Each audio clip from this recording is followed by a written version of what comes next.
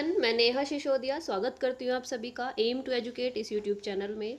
आज हम शुरू करने वाले हैं अपना एक इम्पोर्टेंट सा टॉपिक वर्ण विच्छेद, जो कि कॉम्पिटिटिव एग्जाम में तो आता ही आता है। इसके अलावा हमारे 9th और 10th के सिलेबस में भी ये है। बहुत ईजी सा है कहने को, पर बहुत मिस्टेक इसमें सभी कर देते हैं वर्ण विच्छेद में कि किस वर्ण का कैसे विच्छेद करना है। इसी को आज हम समझेंगे इस वीडियो में बहुत इजी से तरीके से। अंत तक बने रहिएगा। शुरू करते हैं। सबसे पहले बात करते हैं कि वर्ण विच्छेद होता क्या है। वर्ण विच्छेद का मतलब, जैसे कि आपको इसके वर्ड से ही समझ में आ रहा होगा कि वर्णों को अलग करना क्या है, वर्ण विच्छेद है। सभी को पता है कि कितने वर्ण होते हैं हिंदी में, 52 होते हैं। संस्कृत में अगर बात करें तो सबके अनुसार वो अलग अलग हैं, ठीक है। तो वर्णों के सार्थक समूह को अलग अलग लिखने की प्रक्रिया को वर्ण विच्छेद कहते हैं, ठीक है। अभी हम समझेंगे इसको एग्जाम्पल के माध्यम से भी बहुत इजी से तरीके से। वर्ण विच्छेद करते समय हमें स्वरों की मात्राओं को पहचानना पड़ता है, ठीक है। और उस मात्रा के स्थान पर उस स्वर आ ई को प्रयोग में लाया जाता है जिसकी वह मात्रा होती है। उदाहरण के तौर पर देख लीजिए कि निधि शब्द का मात्रा विच्छेद यहाँ पर दिखाया गया है। न, ई की मात्रा, धा और ई की मात्रा, तो ये हमारा मात्रा विच्छेद है निधि शब्द का। अगर हम इसका वर्ण विच्छेद करें तो क्या होगा, न, ई, ध, ई, ठीक है। अब मैं आपको समझाती हूँ कि ये कैसे हुआ।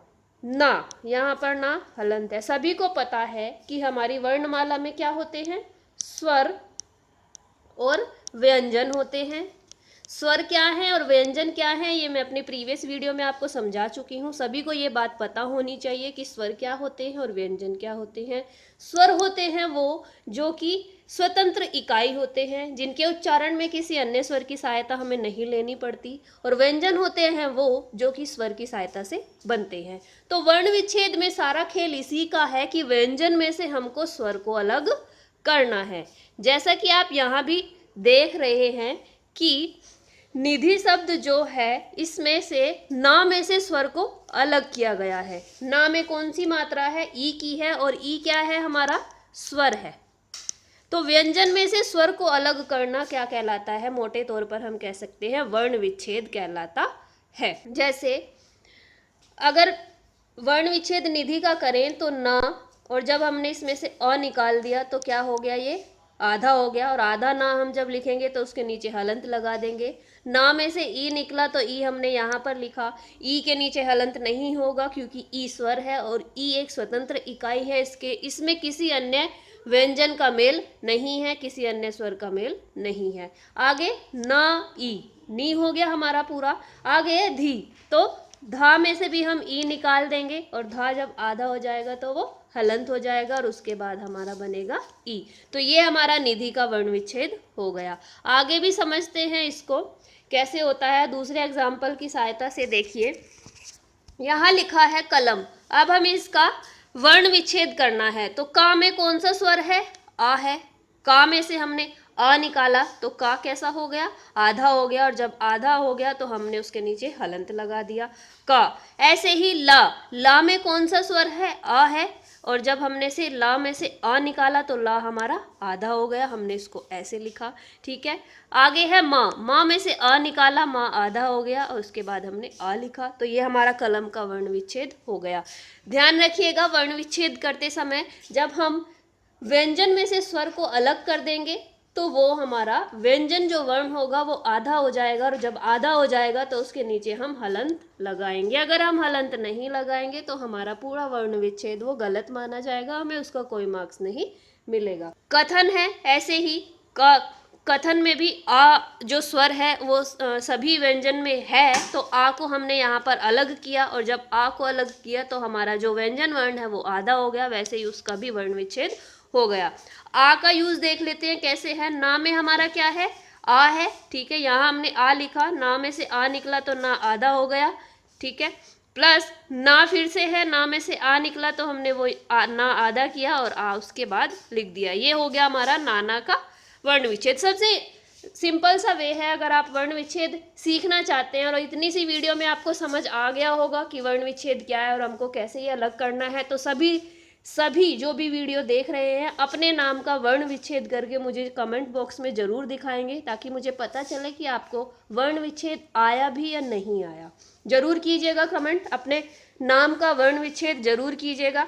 ऐसे ही अगर हम देख लें किताब, तो का में क्या है, ई है, और ई हमने अलग कर दिया तो का हमारा आधा हो गया। की आगे क्या है, ता में क्या है, आ है, ता में से आ निकला तो ता हमारा आधा हो गया। आगे क्या है, बा है, बा में से आ निकला तो बा आधा हो गया, और ऐसे हमने उसका वर्ण विच्छेद किया। बहुत इजी सा तरीका है, बस एक बार समझने की देर है। और एग्जाम्पल देख लेते हैं, जैसे तीर, ता में क्या है, बड़ी ई है। ये मात्राओं की पहचान आपको इसके लिए बहुत जरूरी है कि मात्राएं क्या होती हैं और कैसे लगाई जाती है। अगर इसका ज्ञान आपको नहीं होगा तो आप वर्ण विच्छेद नहीं कर पाएंगे। और ये सारी चीज़ें मैं आपको पहले समझा चुकी हूँ कि मात्राएं क्या होती हैं, स्वर क्या होते हैं, व्यंजन क्या होते हैं, संयुक्त व्यंजन क्या होते हैं। सारी चीज़ें अगर आपने नहीं देखी हैं तो आप आई बटन पर क्लिक करके उनको जरूर देख लीजिएगा।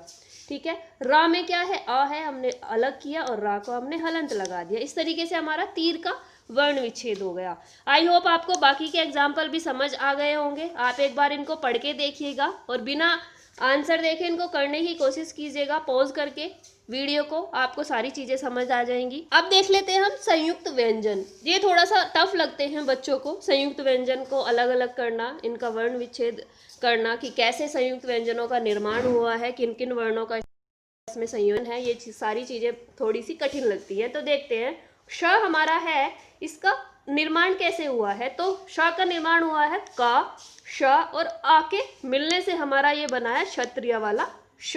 अगर इसका वर्ण विच्छेद आ जाता है तो आपको इस तरीके से करना है। त्रा की अगर हम बात करें तो त्रा में दो व्यंजन है, ता और रा, और उसके बाद एक स्वर है आ।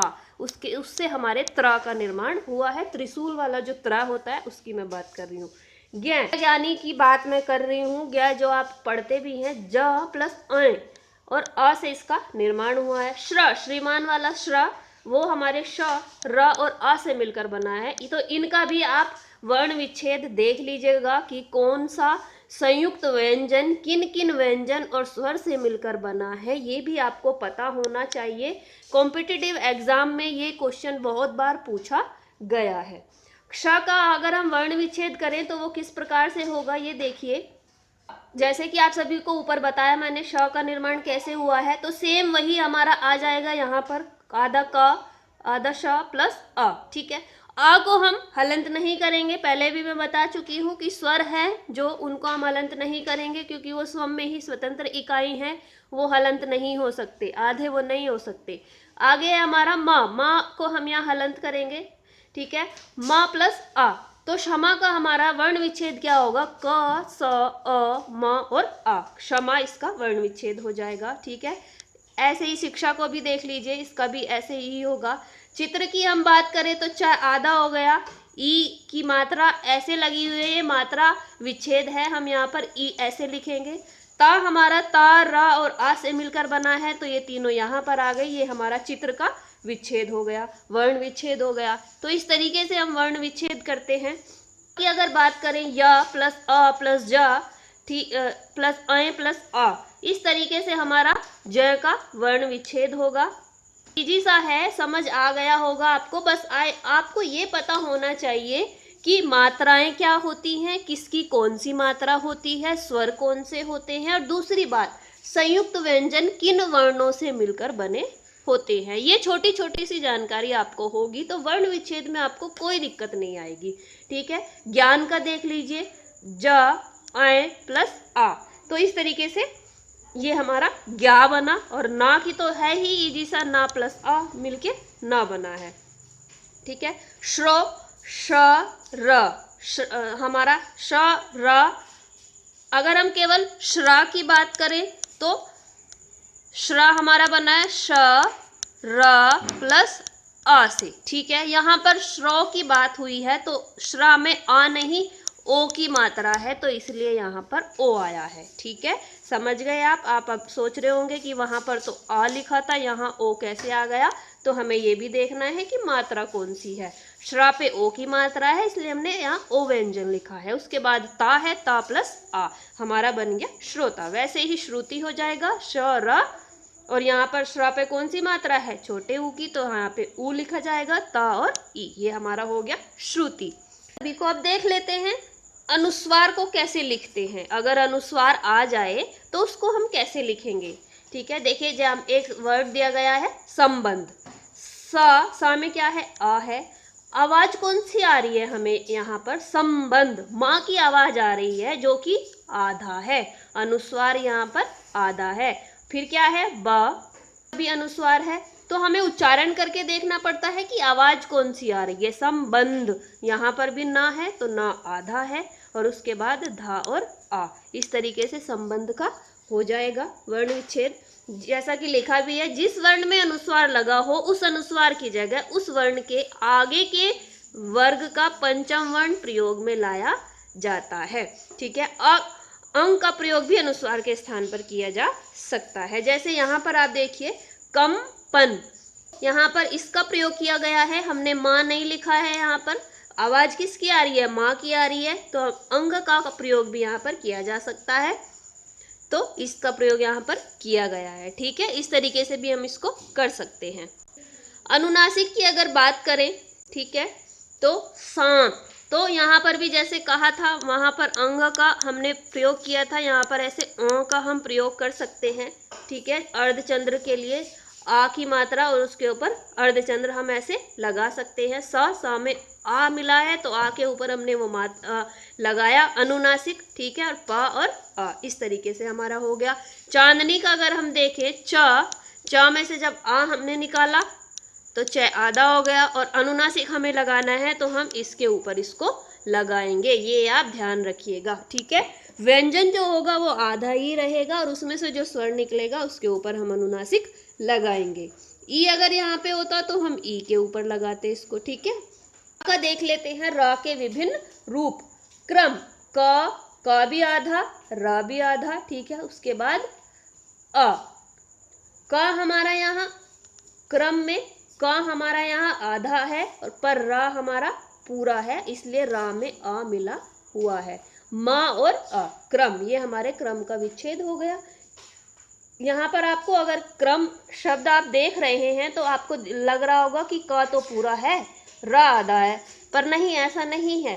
क आधा है और रा पूरा है, ये आप ध्यान रखिएगा। रा में हम आ लगाएंगे, क में नहीं लगाएंगे। ठीक है, कर्म, यहाँ पर देखिए यहाँ का पूरा है, क यहाँ रा आधा है। अगर रा नीचे लगा हुआ है तो रा पूरा है, अगर रा ऊपर लगा हुआ है तो रा आधा है, ये भी आप ध्यान रखिएगा।